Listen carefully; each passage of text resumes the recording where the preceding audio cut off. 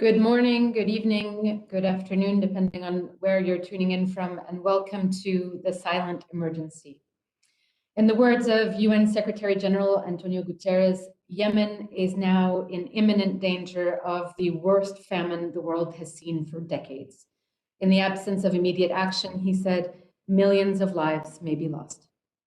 A pledging conference will be taking place in less than 2 hours to request $3.85 billion for the response in what the UN labels the world's worst humanitarian crisis. In the lead up to that pledging conference, this side event, co-hosted by the Swiss Federal Department of Foreign Affairs and the Swedish Ministry for Foreign Affairs, seeks to draw attention and awareness to the threat posed by what they describe as unprecedented levels of malnutrition in Yemen, and to highlight the implications of a funding gap, and to explore what can be done to improve malnutrition in both children and mothers. My name is Hiba Ali, and I'll be your moderator for the side event. I am the director of the New Humanitarian, an independent nonprofit newsroom that reports about humanitarian crises around the world, and certainly in Yemen. For the third year in a row, Yemen is on our list of 10 crises to watch this year, namely because it's a country in which everything that can go wrong does go wrong. More than 128,000 people have been killed by bombs, guns, and mines. More than 164,000 have been forced to flee for their lives in 2020 alone.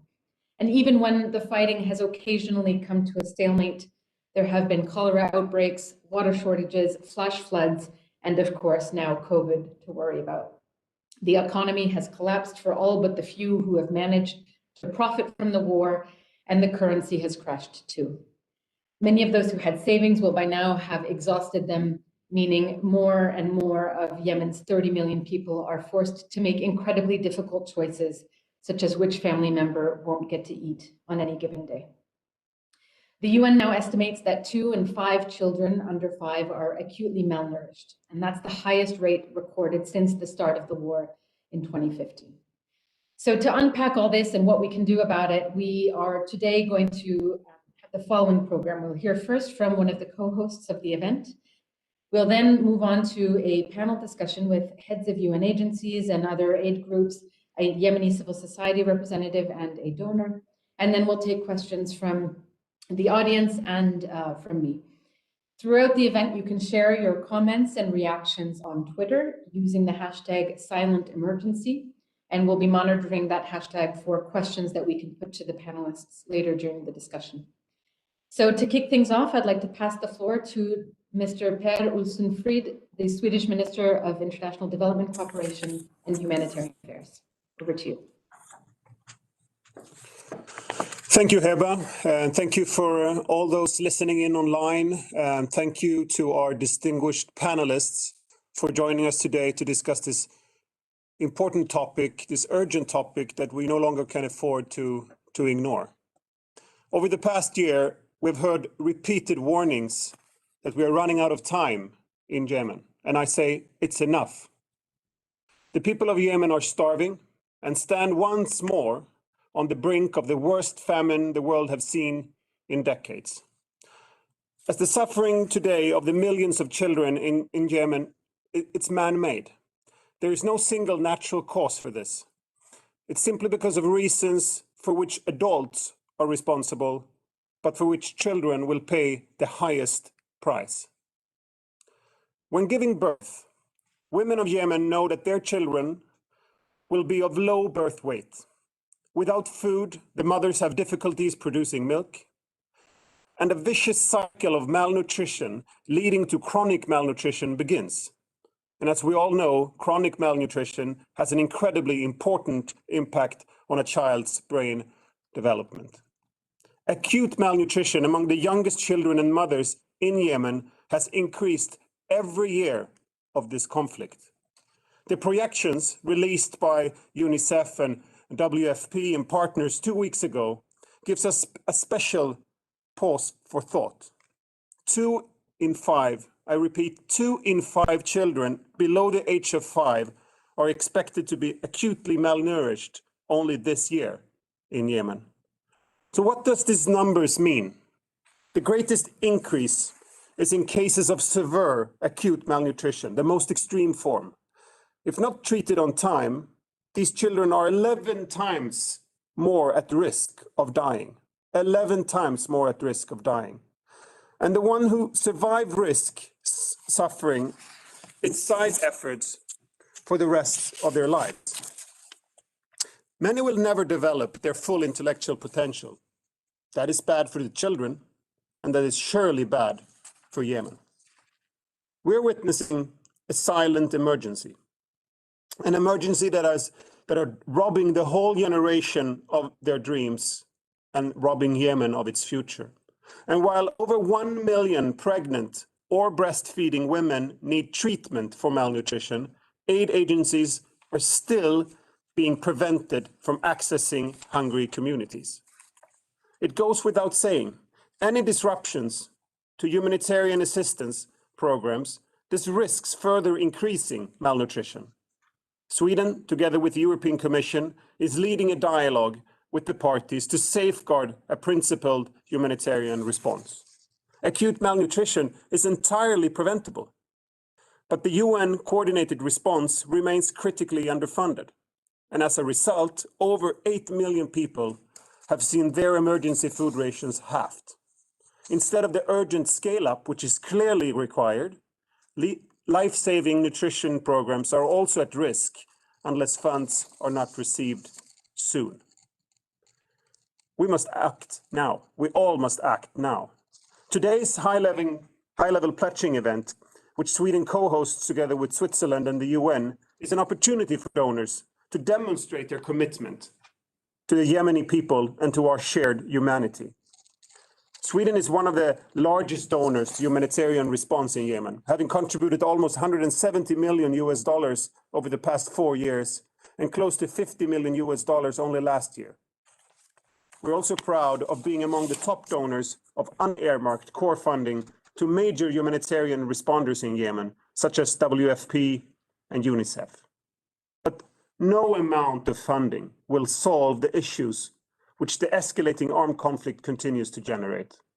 The humanitarian crisis can only be solved by reaching a political solution that breaks the vicious cycle of conflict.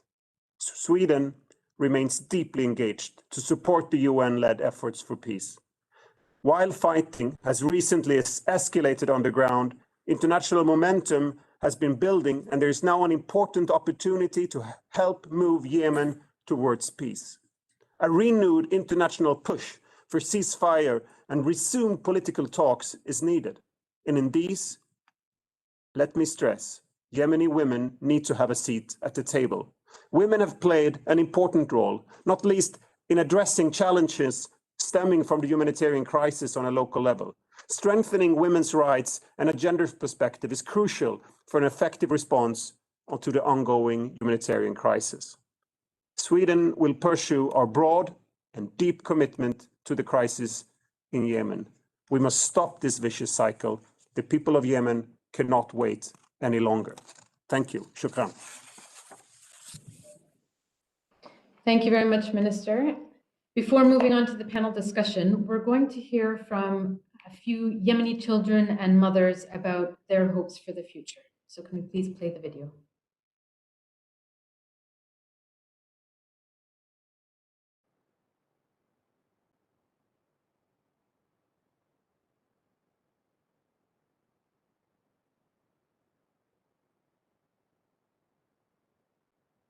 اسمي عبد الرحمن أمين، عمري 14 سنة.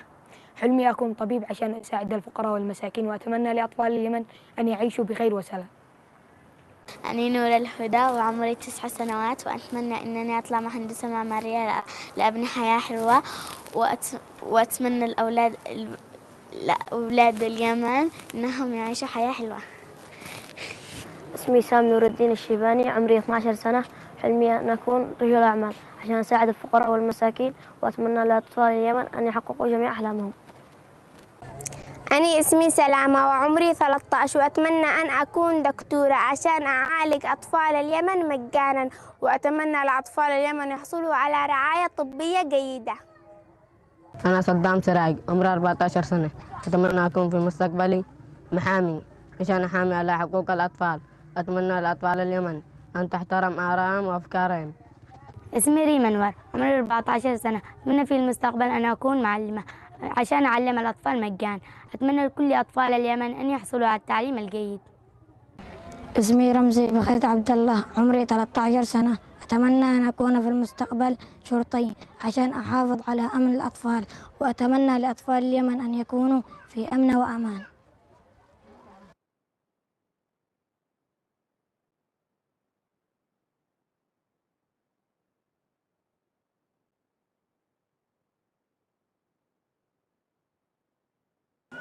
أتمنى الأطفال أن يرجعوا إلى الحديدة عشان يتربوا هناك يبدأوا حياتهم من جديد.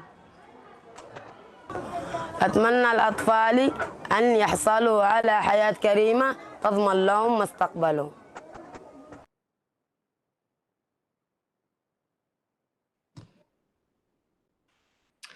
Thank you very much for that, and quite charming children at the start of that video that I think made many of us smile. To kick off the discussion, I wanted to turn first to Dr. Sausan Al-Rifai.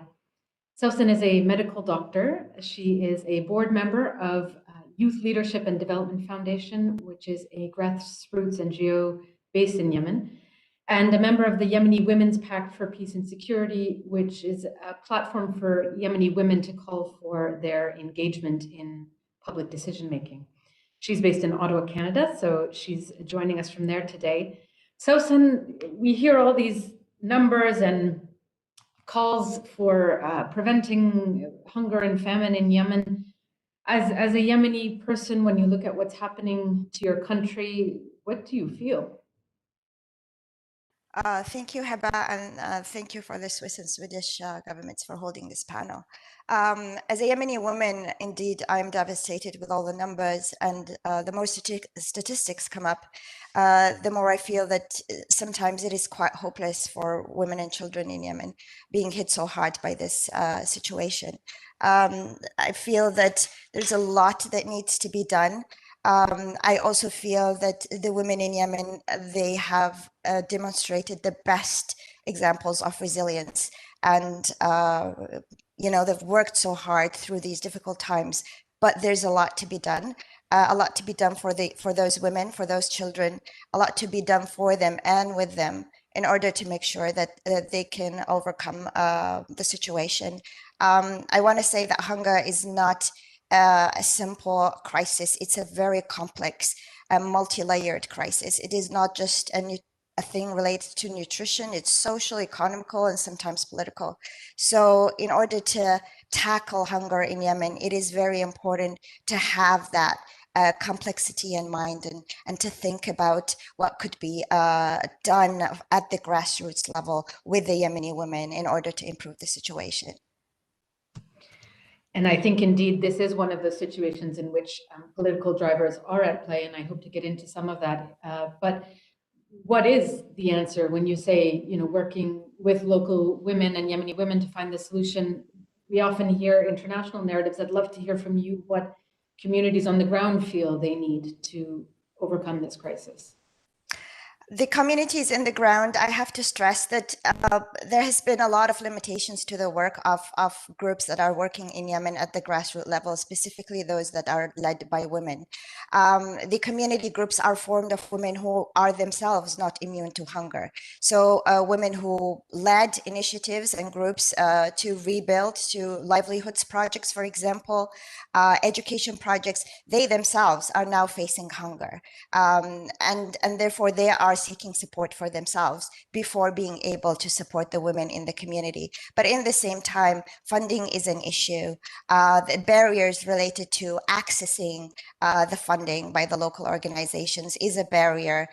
Reaching out to the women and the vulnerable groups in the community is also an issue given the conflict and the security situation, and also the limitations, the ideological limitations to the movement of women that we see now happening in Yemen is bringing women back from the public sphere into the private sphere, preventing them from doing what they do best, which is reaching out to their local communities, reaching out to the mothers in need and to the children in need. So that's why I'm saying it's very complex. It's affecting the women and children who need food, but also it's impacting all the women that were out there, doing what they have to do in taking the aid and the food to the most vulnerable groups. And that's why when both the vulnerable groups and the actors are facing the same risk factors, you start feeling that what is the way out? And so the message I'm stressing is we want food and aid to go and cover all this immense need that is happening in Yemen. But in the same time, we want to support all the groups and all the women that are trying to tackle all the social and economic contexts that are contributing to hunger. Thank you very much, and we'll come back to the role of women, I think, throughout the conversation. I'd like to turn next to Henrietta Fore, Executive Director of the UN Children's Fund, UNICEF, who is joining us bright and early from California. I think it must be 4 o'clock in the morning or something there. Henrietta, the child malnutrition crisis in Yemen is this convergence, as Selson was just describing, of many threats facing the country in what is now its 7th year of war. You have a violent, protracted conflict, you have economic devastation, you have shattered social services, not only in healthcare, but nutrition, water, sanitation, etc., an underfunded response, and as I mentioned earlier, the effects of COVID. What is the way out of this? What can be done to improve child and maternal nutrition in Yemen at this stage with all this complexity? Well, Heba, thank you very much. It is a challenging, daunting task, but to Minister Per Olsen-Fried's opening comments, it's the time for urgent action. I mean, that is the #1 message from all of us. We have pockets of famine. We're on the brink of the whole country being in famine. David Beasley will talk more about this, but this is an urgent moment for Yemen. And for us, Heba, you mentioned one of the top 10 countries. For us, it's the #1. The urgent action is the most important. Second for us, because we really focus on children, is to protect the children from harm. There are grave violations, this is human rights at stake, against children, and they have to be protected. So that would be our #2. Our #3 is that we have got to uphold education. There are attacks on school buildings. Teachers are not being paid. Teacher incentives are missing. For children and young people, there is no life, there is no future. All of those wonderful children who were speaking in the video do not have a future if there is no education. So one way out is education. That's #3. #4, a lasting peace. There are Stockholm and Riyadh agreements. Without peace, there cannot be an end to this violence. We currently, as an operating agency, cross 43 lines of conflict. It is too difficult to reach every child in the country, every family. And then lastly, to Sausan's point, we need funding. Long-term funding, medium-term funding, and short-term funding. And we are about 20% funded. Means we can only reach 20% of the people in need. So it's an urgent call to everyone to come help us. Heard loud and clear. I struggle when I hear the long list of things that Yemen needs, and you've just listed a number of them, to make sense of that sometimes, particularly when you think about how interlinked, as Susan was saying, famine is to, or hunger is to, other factors, and you cannot take politics out of that equation. Robert, I'd love to ask you how we got here. Robert Mardini, of course, Director General of the International Committee of the Red Cross, joining us from South Sudan. So you'll excuse if his audio is not quite as clear. He's in imperfect conditions.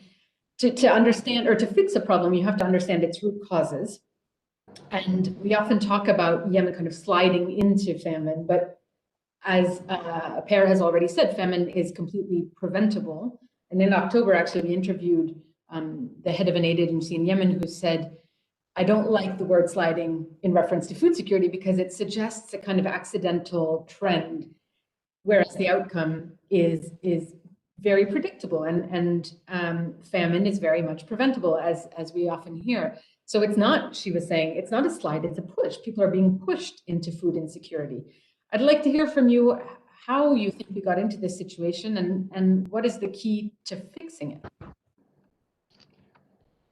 Thank you, Hiba. I cannot agree more with Minister Per-Olsen-Fried and Henrietta with the sense of urgency. Unfortunately, Yemen has always been the context where we all thought that it couldn't go worse, and the facts on the ground have demonstrated that actually things can always go to the worst. And today we are facing a huge issue. I think, put shortly, at the heart and at the root of acute malnutrition is the conflict and is violations of international humanitarian law. And today we are facing really a huge issue with huge implications for the future of the country. And let's pause a moment and think of the new generation of Yemenis growing up today and facing the combination of conflict, malnutrition, and severe health challenges.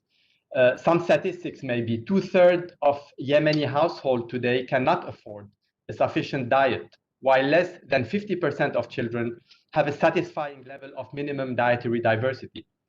It is estimated that more than 2 million children under the age of 5 and more than 1 million pregnant and lactating women will suffer from acute malnutrition in 2021 in Yemen. Most recent analysis from our teams on the ground seem to confirm that the situation is steadily deteriorating. Of more than 56,000 children under the age of 5 treated at health centers that are supported by the ICRC and the Yemeni Red Crescent Society between January and November 2020, more than 26% had global acute malnutrition, and among whom close to 10% suffered from severe acute malnutrition. So in terms of the causes, there are many.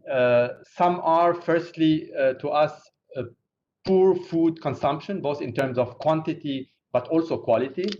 Secondly, high prevalence of diseases, which reduces the intake or absorption of food. Thirdly, terrible access to health facilities and clean water. Don't forget that 50% of Yemen health facilities today are not functioning. Water supply is a huge challenge across the entire country.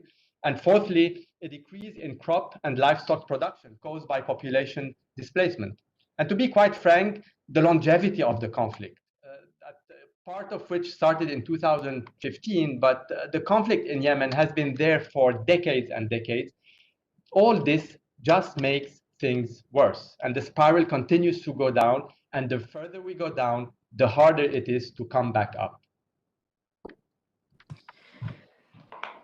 All of you have already referenced the fact that the conflict is core to the humanitarian crisis in Yemen. David Beasley, your Executive Director of the World Food Programme, also joining us while on mission in Mozambique. You've always said the same. The food security situation in Yemen is directly linked to the conflict. And so in addition to funding humanitarian response, the international community needs to formulate a broader political strategy. And we heard Mark Lowcock saying ahead of this pledging conference that above all, ending the war is exactly what is needed to prevent catastrophe. Yet, as we've been reporting, we're 7 years into the conflict and peace talks have stalled. Where do you see entry points for an end to this conflict? Are there any? This is the thing that disturbs me more than anything, is that now with COVID, every humanitarian operation out there, units, that all of us are stretched so thin now because COVID has compounded the number of people that are in need around the world. And so here we are with an extended conflict that is strictly nothing but as Minister Fried said, it's a man-made conflict. And to me, those that are engaged in the conflict should be the ones paying for it because it frees up other donors to work on Ethiopia, Somalia, Sudan, South Sudan, the Sahel, DRC. Let me just keep going with all the demands that are out there, children over there and everywhere else that are starving. And so it just breaks your heart. I was at a hospital not long ago, and you know, when you walk in a hospital, especially it was a children's wing. You know, when you walk into a children's wing, you usually have a lot of laughing and crying of every type of situation. It was absolutely deathly quiet as I walked the hall and went from room to room. And I think Henrietta's heard me tell this story, but I remember tickling the little feet of a little 2-year-old, maybe a 1.5-year-old little girl whose feet were sticking out the blanket. And I have 4 little children. Well, they're older now, but you know, as a dad, you think, well, I'm gonna tickle the little feet and I'm gonna get this little giggle, a little smile. And it was like tickling a ghost. It's just heartbreaking. These are not just numbers we're talking about. And thank God the United States reversed the designation on the terrorist listing. It would have been catastrophic. As Minister Freed and others have mentioned, we are at 16 million people at IPC level 3, 4, 5, 16 million people marching to starvation. Had the designation stayed on, it would have been 24 million people. And so when you start breaking the numbers down of the children that are suffering, the children now most likely to have no hope at all, not just stunting, not just wasting, but a lot of children could very well die this year. You could have 400,000 children that could die this year. And when you look at the fact that, okay, now they don't have the nutrition and they got COVID knocking on the door, you got cholera, you got all types of the diseases, these children just don't have any hope, and we can't give up on them. And so when I don't see the funding coming in, I'm like, damn it, excuse me, end the wars, because we need the war to be ended. I'm sorry for my English there, but anyway, it's just so upsetting because we have so many places that are in need now. And so the political leaders around the world, if they're not going to provide the funding in a situation like this, then do everything you can politically to end the conflict so that these children can go on with their lives. So anyway, thank you. And it's great to be on with everybody and always to see Robert and Henrietta and everyone. So thank you for allowing me to participate. David, I just want to come back to one point you made, which is that those engaged in the conflict should be paying for it. Many aid workers find that position challenging because if your bombs are causing the humanitarian crisis and then you're just going to clean up, quote unquote, the mess after the fact, is that something that the humanitarian sector should be encouraging? How do you wrestle with that moral dilemma? Well, when you're out there in the field and you look for support wherever you can get it, but at the same time, our humanitarian principles are clear, concise, independent, and neutral, and we stay fixated on that. Now, at the same time, you know, especially now when we don't have enough money to do what we need to do in saving children, whether it's in Yemen or Syria or where Afghanistan, I can keep going. It is our moral obligation to tell the leaders around the world to do what you can to end these conflicts. I mean, you have to. We don't have any choice. We have to speak out. But we'll continue to drive down that road of neutrality and independence. But war is something that no one wins when you have war. No one. I'd like to turn next to Inga Ashing, who's the Chief Executive Officer of Save the Children International, joining us from Stockholm. Inga, in Save the Children's program, you've seen more than a 50% increase in child malnutrition admissions in Yemen in the second half of 2020.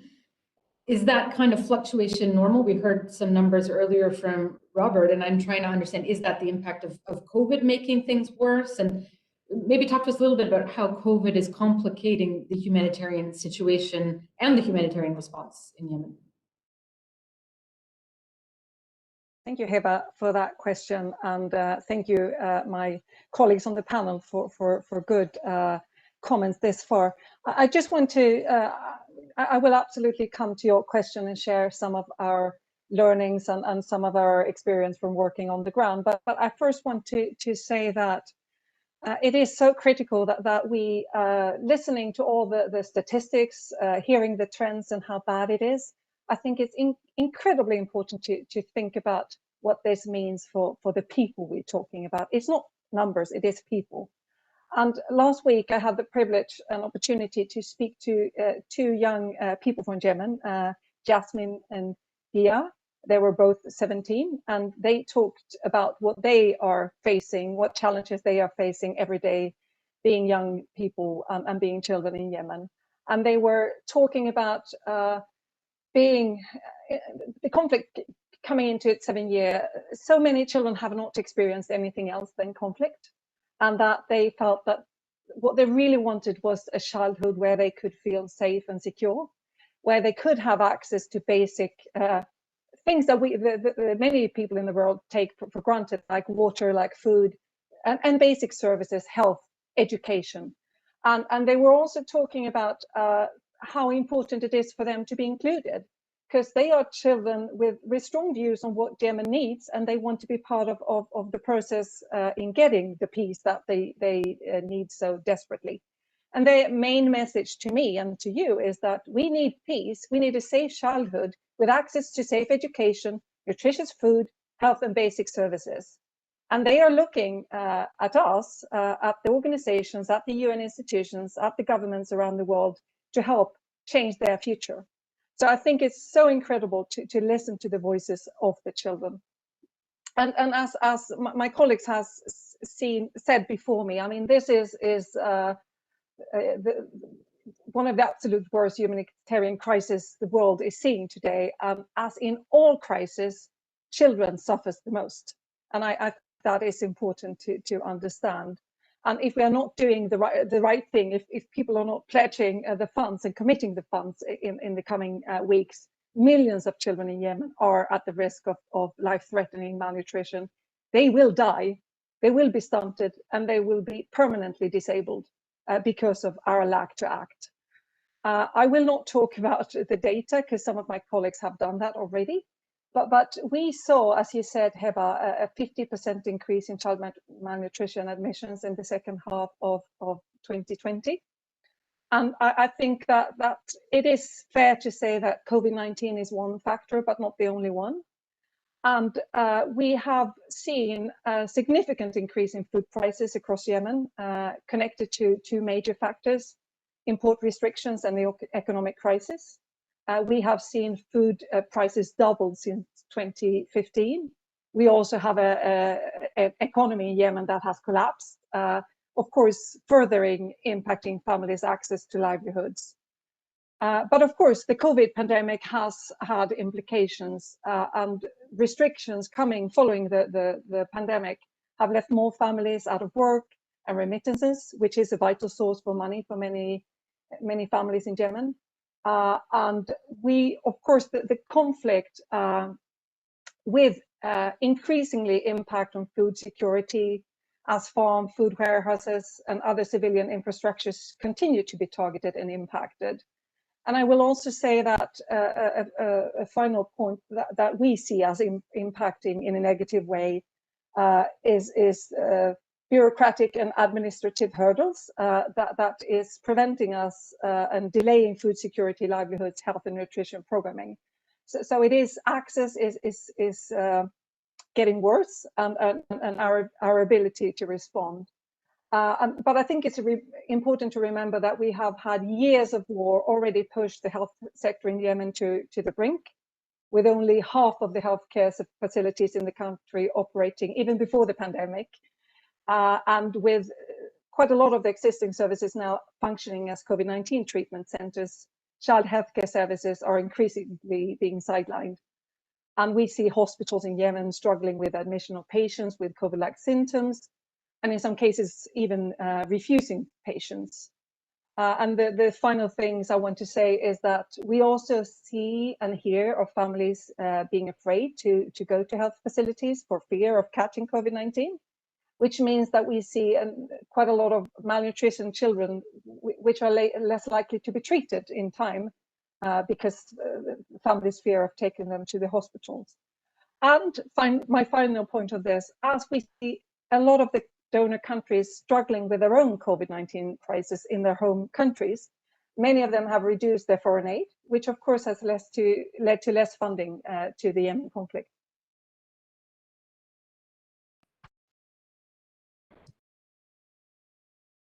Sorry, struggling to unmute there. We certainly did see a significant drop in funding for Yemen last year after what was an upward trend year on year, quite a radical drop. And hard to say whether that's due to COVID or due to fewer donations from Gulf countries, which had really sustained the funding appeals in previous years. Before we come back to some questions around funding, I want to bring in a topic that has we've touched on in the periphery, but that's but haven't really jumped into, and that's gender-based violence and child marriage. And it's one of the trends, actually, along with Yemen, that we had identified as one of 10 crises to watch in the year ahead, because we have seen in the wake of COVID-19 increases in gender-based violence, including in humanitarian settings around the world. Patricia Dancy, I wanted to come to you next. You are Director General of this Agency for Development and Cooperation, joining us from Bern. And GBV is a priority for Switzerland and more broadly for the humanitarian response.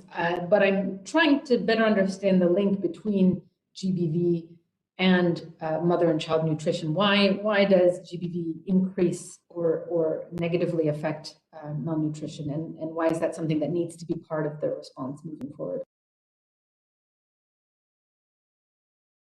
One of the questions. Thank you, Heba, for the question, because it hasn't been addressed predominantly so far, and we believe that this is a very important aspect of the crisis too. When we talk about mothers, when we talk about children and malnutrition, it's not simply insufficient food intake. It is also connected to protection and gender-based violence a lot. And when we look at what do families do to protect their children, especially their girls, some of the bad coping mechanisms that we see after displacement is, what can you do? You marry your young daughter away early. So you have one mouth less to fill, and you think that maybe the future husband will take care of her and of the children. That means dropping out of school, having less education to also then be able to be a mother that educates the daughters and the boys better. And what it also means, families believe wrongly that they have protected their girls in that way. The connection between child marriage and malnutrition, there are several medical ones, of course. The connection when you are a young girl and you have to carry a baby, you have anemia, malnutrition, the baby has a lesser birth weight, and of course your own body has to compete for the nutrition that is available. And if it's not enough, of course, both the fetus and the mother suffer.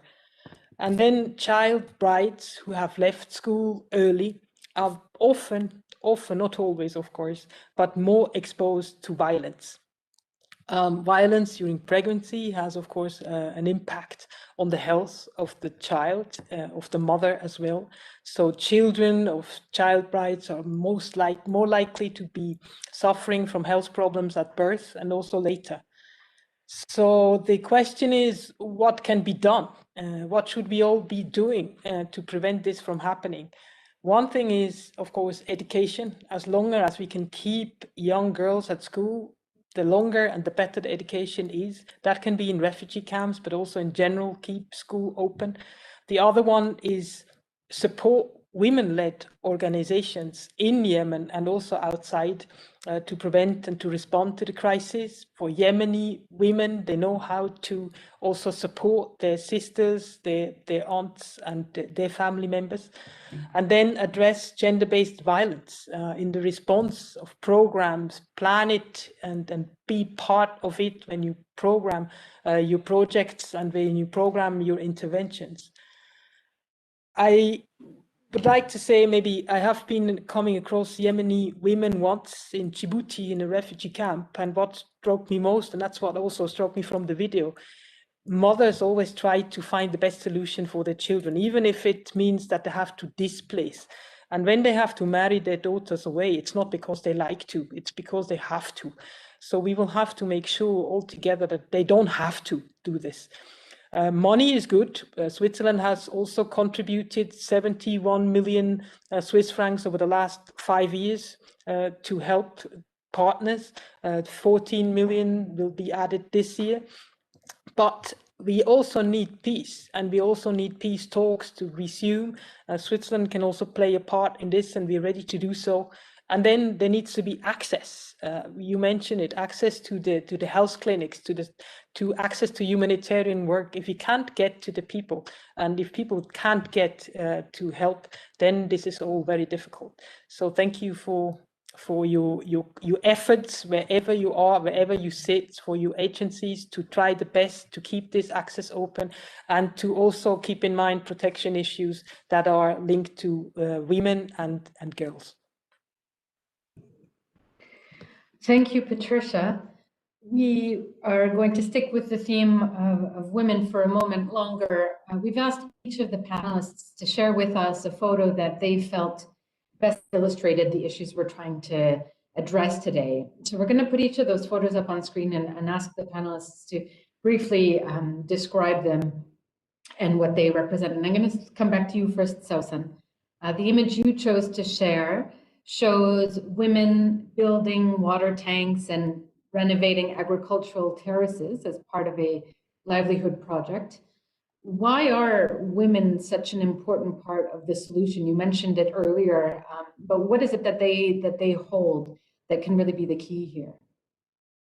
I love this picture because this is one of our projects in Youth Leadership Development Foundation in Al Mahra Governorate, and these women are in a livelihood cash for work project, and it's called Food for Water project because now they are they're fixing water tanks, they are renovating agricultural terraces, so they are working. And what we constantly hear from the women on the ground is that they want to work. It's true that they need aid, but they want to work. And I'm heartbroken whenever there's a woman who really can work and wants to, provide for her family and protect her family through livelihood and cannot because she cannot access either aid or cannot access the available services. And what I want to stress here is livelihood is key. If there are only two solutions from a gender and women perspective, that would be one, to add a gender lens to funding. So as we've heard from the panelists, there is a soaring conflict which is causing problems, causing not accessing aid, but in the same time, there are scarce resources, meaning that we have to make sure that the very little resources that we have, they reach women.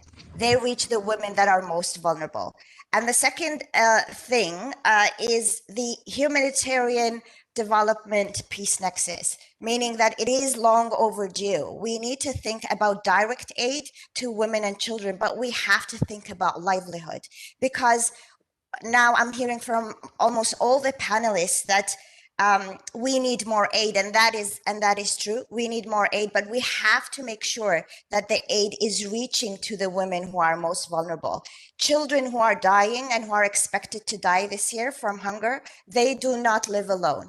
They are under the care and the embrace of those women who now suffer a problem of not being able to access health services, to access law enforcement if they are subjected to gender-based violence, who are facing barriers to access food aid, either because of lack of national IDs or not having transportation costs, or fearing to be subjected to GBV when they're on the way to access aid, or because there is somebody manipulating their aid and not using their name to access the aid. So all these factors means that the gender is not just a women's right issue in Yemen. Gender impacts how women access food aid. And if the reports, including the most recent report by UNICEF, shows that mothers are the most vulnerable, they are the ones that could improve the situation, the nutritious situation of the children, then we have to use that gender lens and think, where is the aid going? How do we make sure that those women directly access that aid and hear the voices of the women that come from the ground asking for livelihood projects. So not just food baskets, but giving them the opportunity to be part of how the aid is designed, how it's distributed, how it's monitored and managed. And going back to the title of the event, for the silence emergency, we think as civil society in Yemen that women and youth and local actors are the ones who have the loudest voice to make this emergency more vocal and not silenced. And can I ask you just a quick follow-up question, Susan? And I will ask you to keep it brief so that we can ensure we have time for everyone else. But you know, this idea that the international community needs to work with local community groups, need to work with local women's groups, that is part of this wider agenda that the sector calls localization, of course. And everyone points to it as the answer, but to what extent is it actually happening? To what extent are international actors working really hand in hand and letting those local community groups lead the way? I think there's enough evidence, you know, that local organizations, especially those that are led by women in Yemen and in other countries, you know, in emergency, are the most effective, are the most close and exposed to the vulnerable communities. So that's already established. Now, the question is which civil society and what are the processes, what are the mechanisms that will allow these local organizations led by women or led by youth to be able to access the funding. So localization is a term that is sometimes used, but when you trickle it down to the everyday operations, it may not translate that those local organizations reach the women that were in the photo. The question is, how do we revisit our mechanisms of funding to make it possible for small organizations in Al-Mahara, in those faraway places where international aid may not reach, be able to use the money to feed the most vulnerable women? So perhaps I'm already going to start weaving in some of the questions that we're getting from the audience. And because it relates to this point, I'd like to put a question to you, Patricia, that has come from the Yemeni Women Solidarity Network.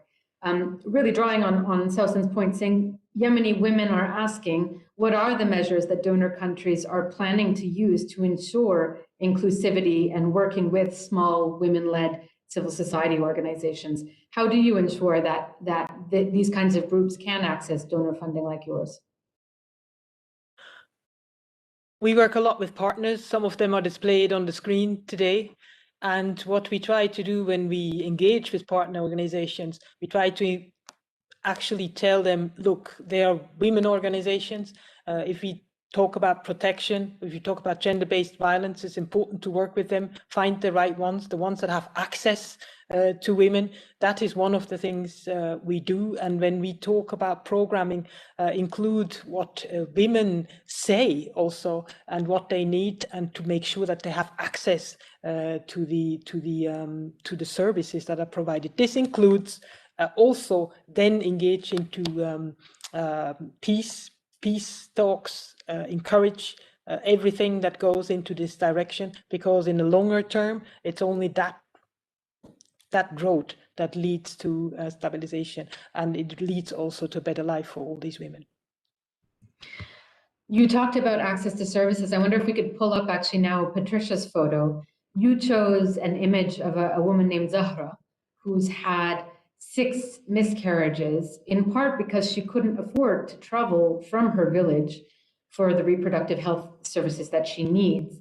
And so we're often seeing in our own reporting that people, there are clinics that treat childhood malnutrition, that treat miscarriages and so on, but they're so expensive to get to. And as I was saying earlier, you know, they can go get the treatment and then come home and they don't have anything to feed their children again. So access to services is part of the puzzle, but not the whole puzzle. Tell me about this photo and how we get around that challenge, that even when the services exist, that isn't always enough to solve the problem. Yes, I chose the photo because Sahra, She had 6 miscarriages when she was living in her village still.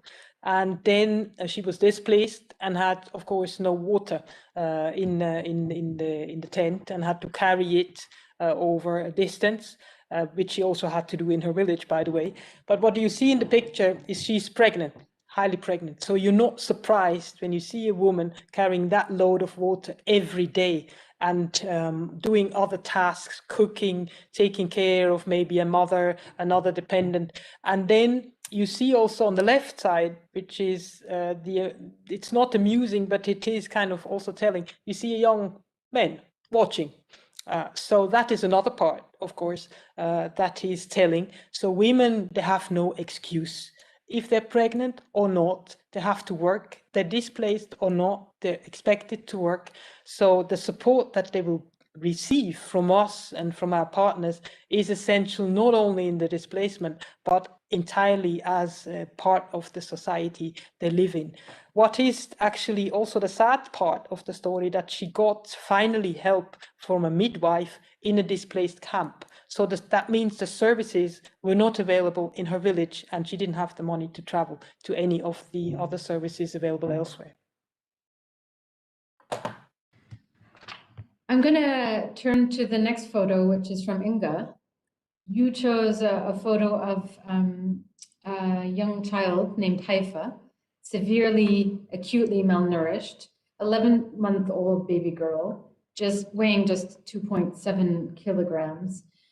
You were able to help this baby recover, but unfortunately that isn't always the case. And last year, Save the Children had to withdraw emergency support to more than 250,000 people because of funding shortages. What is it like for you to have to shut down programs, knowing that you could have saved babies, other babies, like the way that you saved this one? Thank you for that question, Heba. And first, a few comments about the picture. As you said, this is Haifa, a young baby girl, and she is almost a year. She's 11 months old, and she weighed, when she came to one of the hospitals that we support, and we met her last month, she was only weighing 2.7 kilos, as you said, and that is below the average birth rate in some of the European countries, just as a comparison. And she was very weak. She wasn't crying, and she was mainly looking out of the hospital windows. She did not engage and connect with people around her.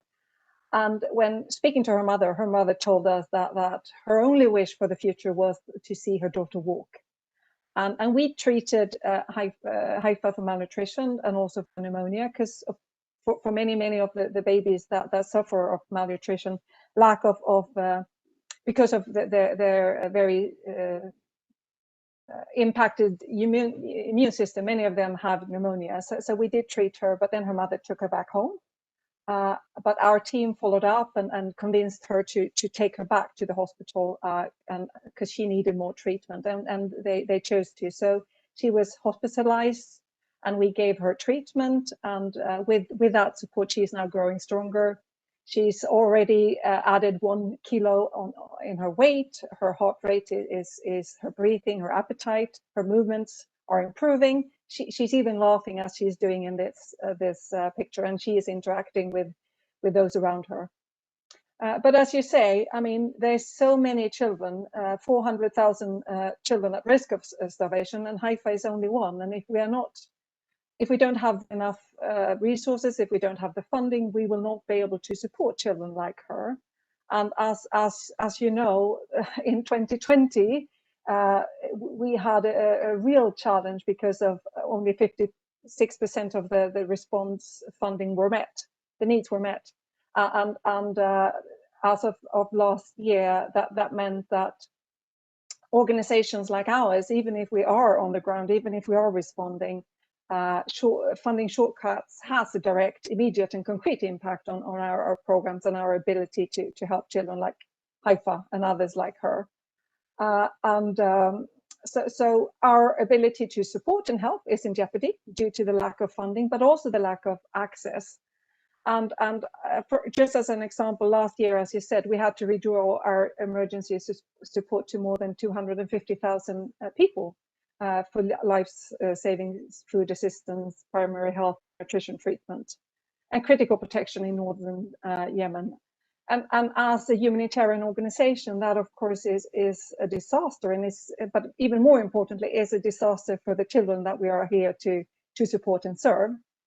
And that's why we think it's so critical that we all are stepping up and making 2021 the year where we collectively commit that this is no longer acceptable. We will not stand by and see millions of children suffering, hundreds of thousands of people dying, or even millions of people dying. And there is a real opportunity for donors to act and pledge sufficient long-term and flexible funding. And I just want to say that it's important also to think about that the funding is not only short-term. We need that as well. We need short-term funding, but we need long-term and flexible funding for health, nutrition, food security, and livelihood. Because it's not just about addressing the immediate challenges, but also some of the long-term challenges that the Yemen society is facing. Which will also be another impact of malnutrition, of course, given, as Per mentioned off the top, the long-term effects.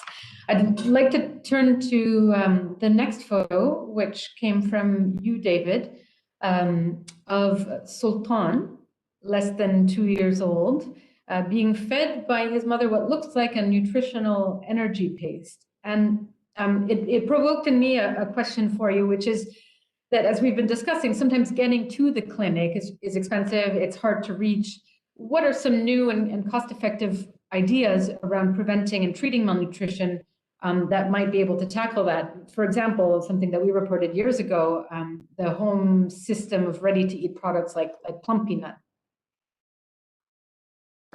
Well, when you get into Plumpy Nut and Plumpy Sup and all the Plumpy materials, Henrietta and I, we tag team on these particular products. But the particular, this little fella here, this is literally months later. So look at the difference that you see. The light's not so good. Can you see it? That little boy, how vibrant it is now? Yes. Yes. Well, anyway, and I know Henrietta and everybody on this panel can say the same thing. I've literally watched a child change right before your very own eyes in just a matter of a day or two when they've gone from having nothing to getting something. And so I know what we need on an average daily basis just on Yemen on average month, just to prevent famines, 160 million. But for children's malnutrition of those that we need to reach, it's about $20 million per month. Now, in the big scheme of things, that's really not a whole lot of money, and we should have the 20 million to be able to reach the children that we want to reach. Which is when I think the numbers, Minister Freed talked about almost 40 to 50% of all the children under age 5 are in, acute malnutrition, and it is it's a horrible situation. And we can reach most of these children, even with some of the access issues that we're having. And if we don't reach them, of course, they enter into where UNICEF needs to step in with the Plumpy Nut. And so it's a tag team operation. But if we can get the money we need, the access we need, then we can reach the children in Yemen and prevent, as everyone's been sort of saying, when these children are this age, under age 5, we have to do everything we can to reach them, because those first 4 or 5 years, we all know what happens if you don't reach them. And they're going to pay a life, not just a child, but the entire country. We know the GDP impact. World Bank's given us those numbers. So it's a simple, easy investment. And so this year, when we're looking at nearly 2.3 million children inside Yemen right now are suffering from acute malnutrition, almost half. That's inexcusable in a world today with $400 trillion of wealth and all the technology we have today, that a child, I don't care where they are, Yemen, Syria, the United States, no child should be in this situation. So our donors need to step up, and we need a little bit better access as well. And that didn't even get into the fuel and the water issues that I was really enjoying listening to some of these comments about some of the women projects. I mean, quite frankly, when the women get engaged in these food for asset, food for cash, food for water type projects, Holy mackerel. They're amazing. They get it done. And they can guarantee when you give it to the women, the children get, I mean, everything.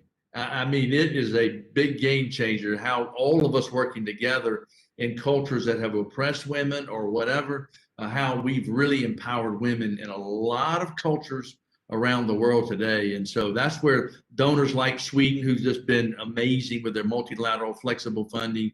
And so thank you, Sweden, Minister Fried, for that. In fact, I was just looking at my numbers, and on a per capita basis, Sweden is like our #1 donor on a per capita basis. And I just saw some Swedes when I was walking in here, and I said, hey, thank you for being one of the greatest per capita donors in the world. So anyway, Sweden, thank you.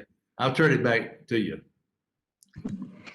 And I will turn it over to Robert to share his photo quickly, which is from a Yemeni Swedish hospital for maternity in Taiz. And it shows a family that's coping with other health issues beyond malnutrition. This little girl is suffering from brain atrophy and epilepsy. And I wonder if you could just speak briefly, Robert, to how malnutrition can aggravate already difficult circumstances, or vice versa, where other circumstances may aggravate the malnutrition.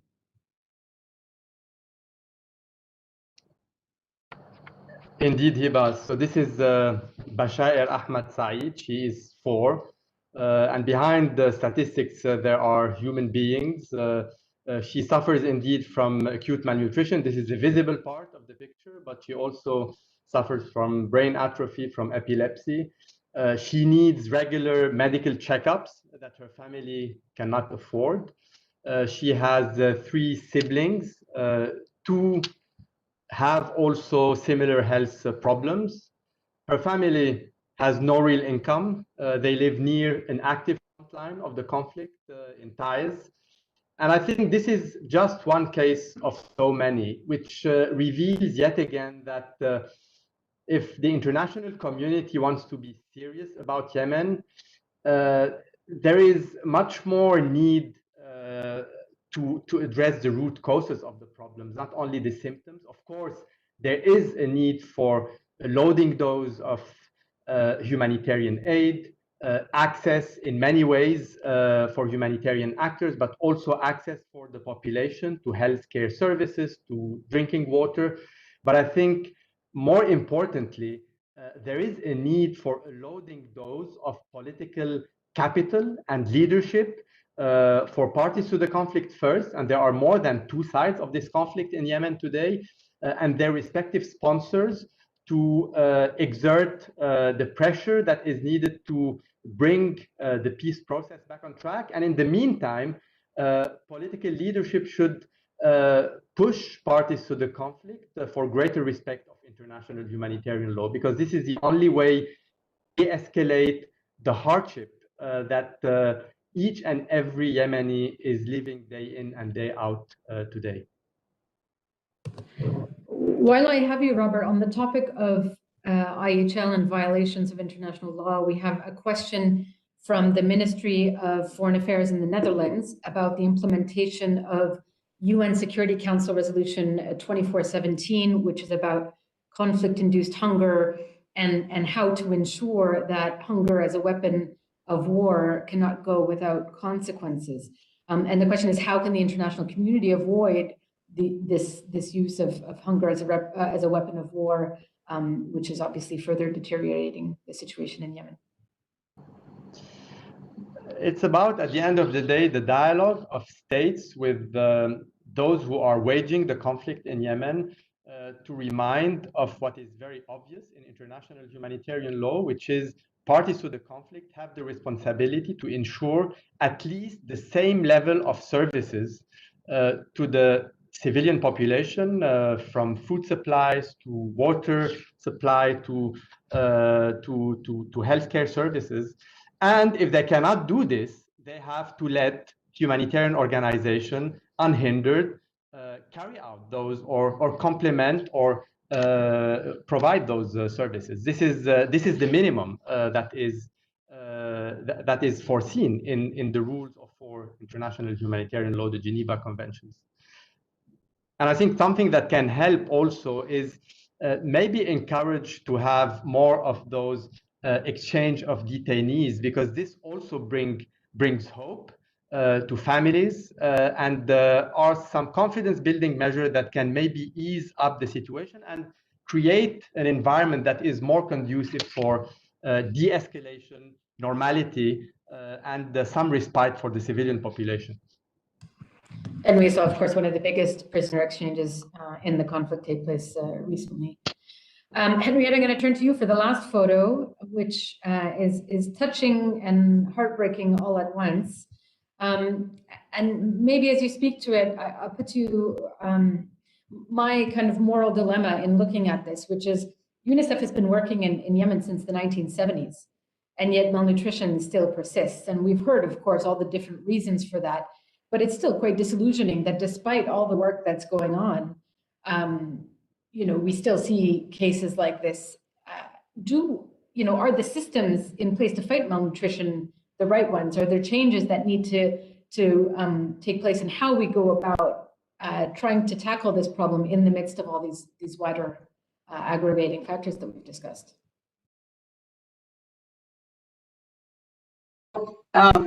Heba, it's a really important point. So one of the challenges that all of us are facing in Yemen is that it is both a humanitarian emergency and it's a longer term development challenge. And part of what we struggle with as an international community is that funding and program projects that are approved can be in one area, such as immediate emergency funding for humanitarian reasons, or another, longer term development. And Sweden and Switzerland are very helpful to us because they can give us flexible, unearmarked funding. And what you need in a place like Yemen is the ability for all of us who are humanitarian agencies to be able to work flexibly and to plant some of the seeds of development into the humanitarian emergency. So for example, a water system. It is very difficult when the water systems go down. We need water for cooking, for hygiene. In a time of COVID, it is essential. But you also needed to be able to eat the grains that are able to come out of the ground, and you've got to be able to cook them.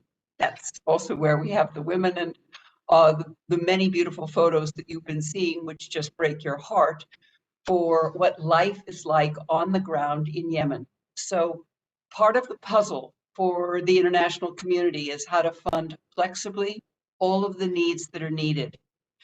We use cash assistance. There's a cash program to 1.5 million families. It reaches about 9 million people. We have primary healthcare centers that need support. They're very fragile.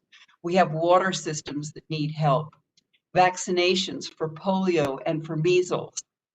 When we are doing the therapeutic feeding, as David Beasley was talking about, UNICEF and World Food Program are together. We are trying to prevent the malnutrition, but we do not get enough funding for prevention. So when a mother comes in, we treat the child. The mother is there. She is worried, desperate. We could be teaching her how to plant some seeds. We could be giving her seeds and tools. We could be actually letting her grow some variety of nutritious foods for her family. So we as a community need to think about assistance that is both humanitarian emergencies and longer term development. And the funding, this point has been made by all of my wonderful colleagues on this call, but for UNICEF, we are 20% funded. We need about $20 per person for the year. It's really small amounts of money, but it's enormous there. It goes very far. So every dollar stretches and meets the need. But we as a world community need to prevent the issues that we are seeing in Yemen. As the Swedish Minister Per Olsen-Frid said, it is man-made, it is preventable. We've only got a few minutes left, so I'll perhaps put a question to both David and Robert, linked to, I think, part of the challenge in raising funds for this. David, last April, I think it was, you warned of multiple famines of biblical proportions, including in Yemen. We found in our reporting that hasn't yet come to be, and that may have been a bit overstated.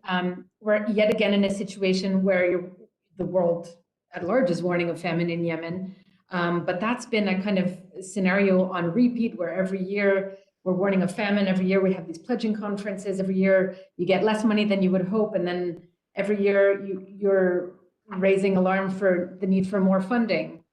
At what point does warning of a famine stop having an impact? And how are you thinking about how to keep people's attention in this kind of replay scenario? No, as long as I'm around, it's not going to lose its strength. I can tell you that much. I'll keep jumping up and down. And in fact, we averted famine a couple of years ago in Yemen. We averted it last year, and it was because the donors did step up. And the same thing that I was speaking to the UN Security Council last April with regards to famines of biblical proportions. You know, at the point in time, the world leaders were focused on COVID in a vacuum, not really understanding the economic impact as well as the supply chain disruption if we don't deal with many types of pandemics at the same time, given what we're facing. Fortunately, in 2020, the world leaders stepped up in a major way, not just with funding, because 2019 was such a strong economic year, economic stimulus packages, and I can break that down, how we were able to really avert famine in 2020. But everyone was thinking that COVID would be in our rearview mirror by the time 2021 came around the corner. Now here we are, and we're struggling again. So we are facing famine again. We have to keep jumping up and down. And of course, getting that message through the media is not easy, as you well know, in the reality that we've been facing the past many months. And I know Henrietta's heard me say this before, but the last couple of years, we've just been struggling getting any message out. It was either Trump, Trump, Trump, or Brexit, Brexit, Brexit, or COVID, COVID, COVID. And there was just no room or space on the major news networks around the world. And so we've been jumping up and down. And fortunately, the leaders have been responding. But 2020, I mean, when you look at the numbers of people marching to the brink of starvation, from 135 million to 270 million people, I mean, that's not Chicken Little saying the sky is falling. That's the reality that we're facing, and the leaders have got to step up. Otherwise, you will have mass starvation, mass migration, as well as destabilization. And so Henrietta Ford and David Beasley and all of us working together, we got to continue to jump up and down, say what we can, when we can, with the fire in our belly and the inspiration for those little children's pictures you were putting up there, because that's who it's all about. And it's just heartbreaking. I remember Scott Pelley asked me this question on 60 Minutes, and it was after an amazing story that they did on Yemen. And he was taking the mic off, and he says, Governor, you got the greatest job on earth, saving the lives of millions of people. And those of us in the humanitarian world, we do. But I said, Scott, I'm going to say something that's going to bother you that you haven't thought of. I said, we don't go to bed at night thinking about the children we saved. We go to bed at night weeping over children we couldn't save. And when we don't have enough money or access, we have to choose which children eat or don't eat or live or die. I said, how would you like that job? So you will never see me backing down from jumping up and down. And if the world gets tired of it, well, the world needs to solve the problem so I don't have to jump up and down, all of us in this panel. So anyway, we will keep speaking loudly and from the heart. Thank you. I think we're going to have to leave it there. I'll try to summarize very briefly what I've heard over the last hour and 15 minutes. Henrietta, you said this was the #1 concern in the world for you. Robert, you talked about how every time you thought it couldn't get worse, it did. And I was really touched, David, by your comment that it was like tickling the foot of a ghost. And that really, I think, puts front and center just how serious what we're talking about is. Sausan, you talked about the fact that even the people who were in a position to help are also vulnerable to malnutrition themselves. And so it's a kind of a cycle that makes it even more difficult. Everyone has talked about how complex hunger is. It's not just about food intake, but it's about economic and social conditions. It's about humanitarian access. It's about gender-based violence and child marriage and education. But mostly, I think, as Robert put it, political capital. And David, your call to end the wars, end the wars. I've heard several times the need for long-term flexible funding, that this isn't just about the short-term response, but it's about livelihoods, as you put it, Sausan, and perhaps most importantly, listening to the women and children themselves, as Anka said. With that, I'm going to pass the floor back to Minister Per Olsson Frid of Sweden to provide some very brief closing remarks, and thank you very much to all of you. Well, thank you, Heba, for an excellent job today moderating this panel, and thank you to our panelists for your valuable insights. I truly thank you and all of your colleagues that are on the ground for the leadership that you provide in this situation. I just wanted to conclude this event by saying how valuable it has been to hear about the profound threats that malnutrition poses to an entire generation of Yemenis. Perhaps best of today have been listening to Yemen's youngest and their mothers expressing their hopes, and we've all been inspired by their dreams of their future, a future that could still become true. And that is under our watch, and that is up to us. So we know that Yemenis are dying of malnutrition, and we know that even without an official declaration of famine. In Somalia, an estimated 100,000 lives had already been lost to malnutrition by the time famine was officially declared in 2011. At today's pledging conference, donors will have the chance to show their commitment to the most vulnerable Yemenis. We call on all donors to pledge generously to the UN-coordinated relief efforts at this event and to rapidly disperse their funds. 2 years ago, some of the panelists spoke about this, but 2 years ago, we were able to stave off famine and turn the tide against malnutrition in Yemen, thanks to the international community coming together to support the humanitarian operations. And it is time for all of us, again, to rise to this occasion.